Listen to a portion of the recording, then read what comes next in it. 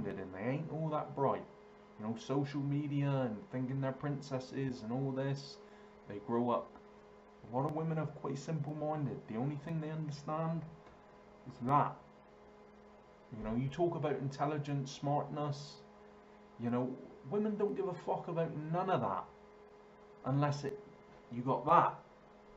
You know, do you think they care about the little fucking autistic kid in the corner who...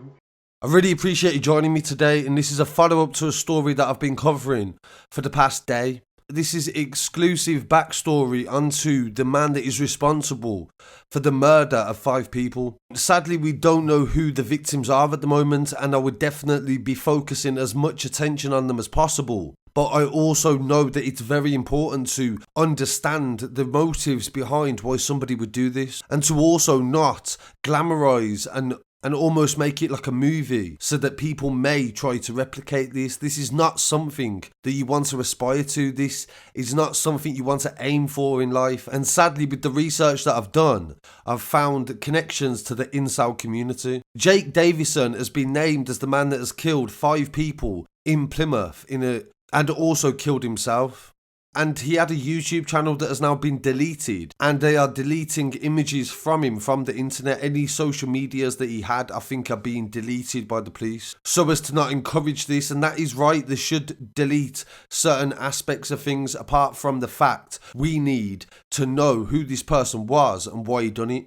That is in the public interest. I was able to verify that this is a Reddit account that Jake used for the months leading up to the murders, where he discusses on incel chat rooms about mass murders. In a post dating back 4 months, he says that he came to the realization about being a 22-year-old male virgin. Incels mean involuntary celibate, and it's a big problem that has got bigger and bigger with social media and people being able to date outside of their communities. Some men are not having any relationships. He says that he realised that he had a problem and it isn't looking that good. He's not doing well in life and he isn't bettering himself. He also notes that he has no punctuation or grammar in his writing as well, due to the fact that he finished school very early and didn't learn how to write properly. He says he's a male virgin and he's stuck with a dysfunctional mother in government housing with no car. He's been poor his whole life and he has no friends and he's socially isolated. He is also autistic and struggles to connect with people, and that's been the main problem, has been affecting his ego, and has developed, as he said in his own words, an inferiority complex. He was into bodybuilding, and this is what I think he did on YouTube. I haven't seen many videos as YouTube got deleted. He goes on to say in another post that I hear a lot of incels say women treat them terribly.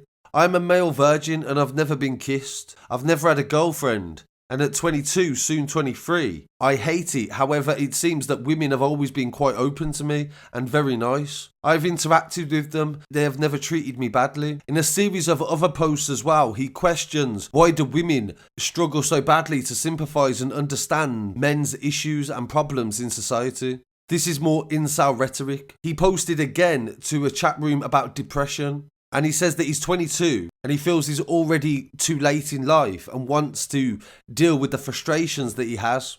He says that he feels numb about his situation, and this is further detailing leading up to the actual events. He goes on to speak about his mother a lot in the posts that you see on social media as well. He even said in Incel Exit that I feel like my mother has played a role in me being a male virgin, which is a very telling sign, as they believe that one of the victims may have been his mother. In a second post that he put to the same chat room, he said, do women really only go for the 10 to 20% of men on Tinder? He says, I never find a match when I'm on this site. From research, he says that most men don't, I'm told. He said that he's had little interaction with females, and after getting kicked out of school, he was in a male-dominated secure unit. There is a lot of cries for help I'm seeing from him in these chat rooms, and he's saying stuff like he feels it's too late. He reiterates this again and again, and then speaks about wanting to move abroad with a wife or a girlfriend if he's ever able to find one. In the same incel chat room, he says there should be government-funded incel social program or rehab centre of some type. And he says generally he's against social programs because he's quite a libertarian, but he believes that there is definitely a place for them. And this is definitely something that a conversation could be had over, whether we are getting an increased level of incels all over the world. With some of these cases over the past few years being connected to that, maybe there is something that needs to be done to try to lessen that and maybe educate them and help them to integrate and be able to find relationships in this day and age. He then goes on to post more in a different chat room about virgins, and he talks very pessimistically about if there is any hope and if he should carry on and do you see anything changing. He then posted a series of videos that have since been removed from YouTube. These links was where he used to post his YouTube videos to.